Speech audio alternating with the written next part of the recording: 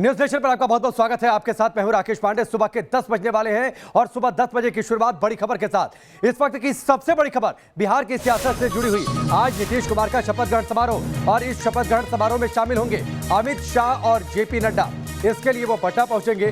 दोनों नेता आज पटना पहुंचेंगे। राजभवन में शाम 4:30 बजे शपथ ग्रहण समारोह होना है। जो पिछले 30 सालों की परंपरा रही है उससे हटकर नीतीश कुमार आज राजभवन में शपथ लेंगे 7वीं बार मुख्यमंत्री पद की। 13 और विधायक मंत्री पद की शपथ ले सकते हैं। लेकिन इस वक्त की सबसे बड़ी खबर यह है कि जेपी नड्डा और अमित शाह, जेपी नड्डा बीजेपी के राष्ट्रीय अध्यक्ष और गृह मंत्री अमित शाह, ये दोनों आज पटना पहुंच रहे हैं। आज नीतीश कुमार के शपथ ग्रहण समारोह में शामिल होंगे। रजनीश इस वक्त हमारे साथ जुड़ चुके हैं। पटना से सीधे उनका रुख करते हैं। रजनीश, शाम 4:30 बजे पर नजर, लेकिन उससे पहले इस वक्त की बड़ी खबर यह कि जेपी नड्डा और अमित शाह पटना में होंगे।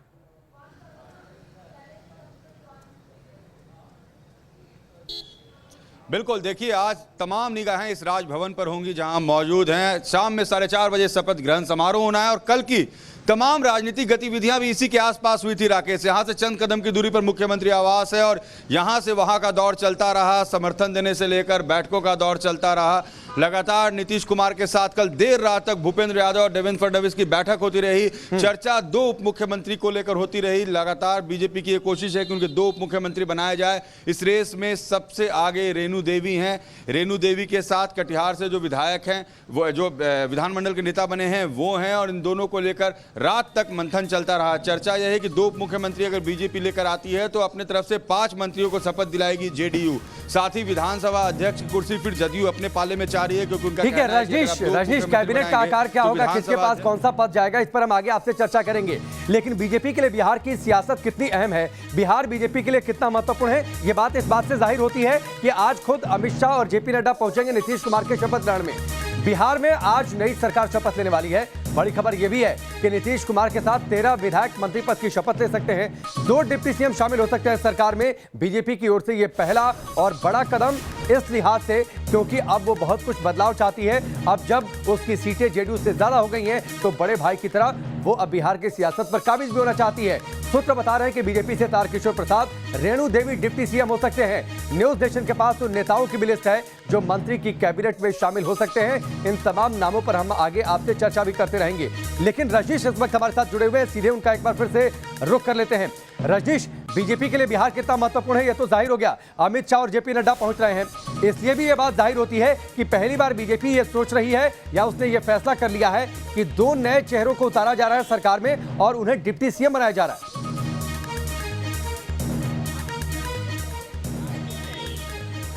बिल्कुल, देखिए इसमें कोई दो मत नहीं है राकेश की ये चुनाव बहुत ही महत्वपूर्ण है। बंगाल का चुनाव आने वाला है और बिहार में इस बार जिस तरीके का बहुमत बीजेपी को मिला है, बीजेपी बड़े भाई की भूमिका में पहली बार है। वो चाहती है कि नीतीश कुमार की सरकार भले ही बने मगर बीजेपी की बड़ी भूमिका, और यही कारण है कि देखिए कल ऑब्जर्वर बनाकर राजनाथ सिंह भेजे गए थे।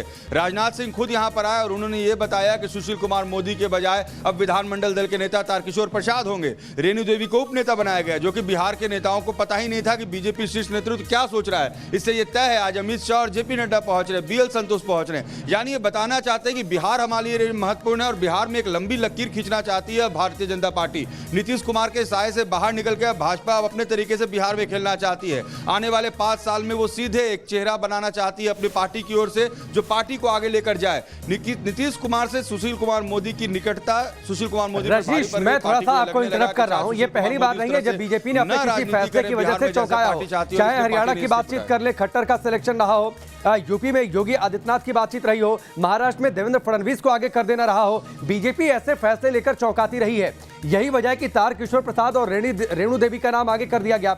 इसके साथ ही जिस बात का आप जिक्र करते रहे हैं, कई ऐसे मौके आए जब सुशील मोदी ने साथ दिया नीतीश कुमार का, तो शायद ये एक बड़ी वजह ये भी रही है कि बिहार के कई बड़े नेता नाराज भी थे सुशील मोदी से, तो इस शिकायत को भी दूर करना था।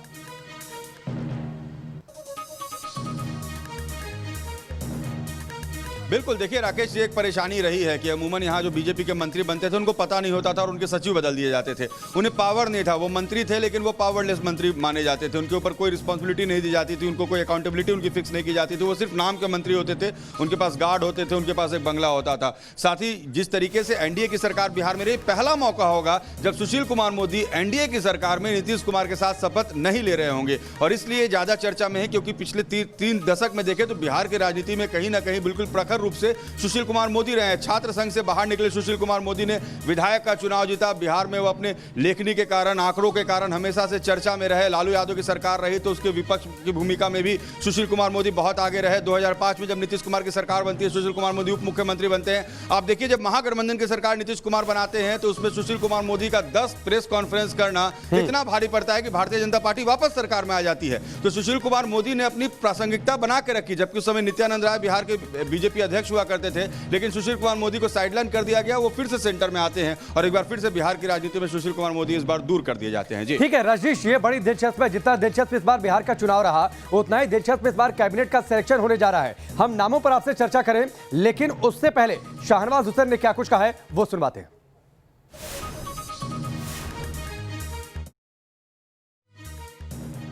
ये एनडीए विधायक दल ने नीतीश कुमार जी को अपना नेता चुना है और जैसा भारतीय जनता पार्टी ने चुनाव से पहले कहा था कि नीतीश कुमार जी के नेतृत्व में सरकार बनेगी और वो मुख्यमंत्री बनेंगे, तो नीतीश कुमार जी मुख्यमंत्री बन रहे हैं और हमें पूरी उम्मीद है कि नीतीश कुमार जी के नेतृत्व में बिहार 5 साल और तरक्की करेगा, विकास के पथ पर और तेजी से दौड़ेगा, क्योंकि प्रधानमंत्री नरेंद्र मोदी जी ने कहा है कि ये दशक बिहार का दशक होगा।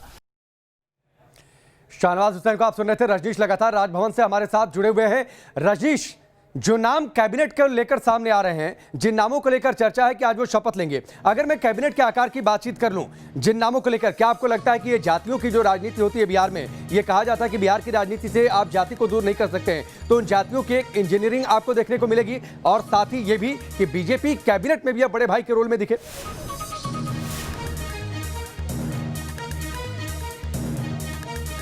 बिल्कुल, देखिए दो समीकरण हमेशा जब कैबिनेट बनता है तो 2 समीकरण का ध्यान रखा जाता है, खासकर बिहार में। एक जातीय समीकरण, एक क्षेत्रीय समीकरण, यानी किस जाति से आ रहे हैं और किस क्षेत्र से आ रहे हैं। कोसी को कितना मिला, मिथिलांचल को कितना मिला, मगध को कितना मिला, शाहबाद को कितना मिला, ऐसे भी यहाँ कैबिनेट का बंटवारा किया जाता है। और उसके बाद सवर्ण को कितना रखना है, आपको ओबीसी कितना रखना है, SC ST कितना रखना है, किसको ये सारा कैलकुलेशन किया जाता है। अगर बीजेपी अपने यहाँ इतने लोगों को टिकट सीट दे रही है तो जेडीयू फिर कंसिडर करती है हम किनको दे रहे हैं। और हाँ, आपने सही कहा कि इस बार बीजेपी बड़ी भाई की भूमिका में दिखेगी, क्योंकि जो चर्चा है कि 18 से 20 मंत्री जो होंगे इस कैबिनेट में वो बीजेपी कोटे से होंगे और 12 से 14 मंत्री जो होंगे वो जेडीयू कोटे से होंगे। एक मंत्री उम्मीद है जीतन राम मांझी के पुत्र जो MLC हैं वो होंगे संतोष सुमन, और एक मंत्री मुकेश सहनी जो VIP के राष्ट्रीय अध्यक्ष हैं, जो इस बार चुनाव हार गए हैं, लेकिन चूंकि बीजेपी ने उन्हें वायदा किया कि आपको हम एक MLC की कुर्सी देंगे, तो वो होंगे इस बार मंत्री पद की शपथ लेते हुए देखे जाएंगे। तो ये एक आकार होगा कैबिनेट का, लेकिन पहले बार में माना जा रहा है कि कम लोग शपथ लेंगे और सेकंड टाइम जब एक्सपेंशन होगा तो बाकी लोगों को शपथ दिलाया जाएगा। जी ठीक है, चलिए रजनीश,